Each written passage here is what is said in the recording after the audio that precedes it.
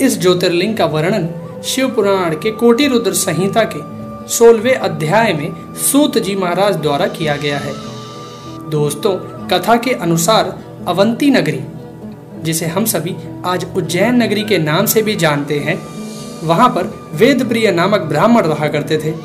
वे अपने घर में अग्नि की स्थापना कर प्रतिदिन अग्निहोत्र करते थे और प्रतिदिन पार्थिव लिंग का निर्माण कर शास्त्र विधि से उसकी पूजा किया करते थे। उस ब्राह्मण के 4 पुत्र थे, जिनके नाम थे देवप्रिय, प्रियमेधा, संस्कृत और सुवत्र। वे सभी तेजस्वी तथा माता पिता के सद्गुणों के अनुरूप थे।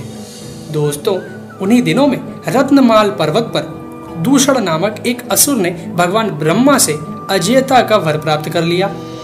सबको सताने के बाद अंत में उस असुर ने भारी सेना लेकर अवंती नगरी के उन पवित्र और कर्मनिष्ठ ब्राह्मणों पर भी चढ़ाई कर दी। उस असुर की आज्ञा से 4 भयानक दैत्य चारों दिशाओं में प्रकट हो गए।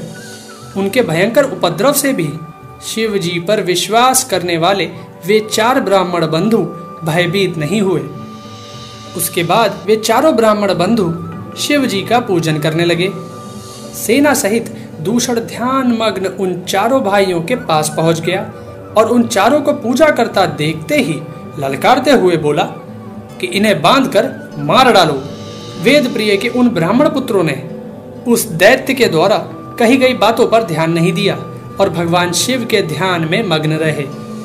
उसने ज्यों ही उन शिव भक्तों के प्राण लेने हेतु शस्त्र उठाया, त्यों ही उनके द्वारा पूजित उस पार्थिव लिंग की जगह गंभीर आवाज के साथ एक खड्डा प्रकट हो गया और तत्काल उस खड्डे से विकट और भयंकर रूपधारी भगवान शिव प्रकट हो गए।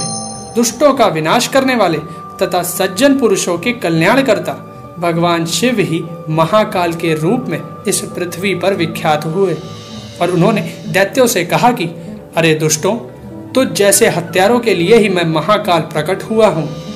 इस प्रकार धमकाते हुए महाकाल भगवान शिव ने अपने हुंकार मात्र से ही उन दैत्यों को भस्म कर डाला।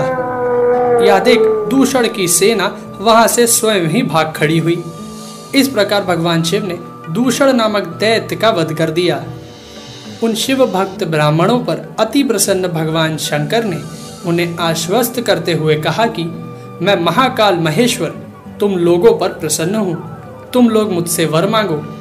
तब उन ब्राह्मणों ने कहा, हे भगवान शिव, आप हमें मोक्ष प्रदान करें और सभी के कल्याण तथा रक्षा करने के लिए हमेशा के लिए यहीं विराजिए।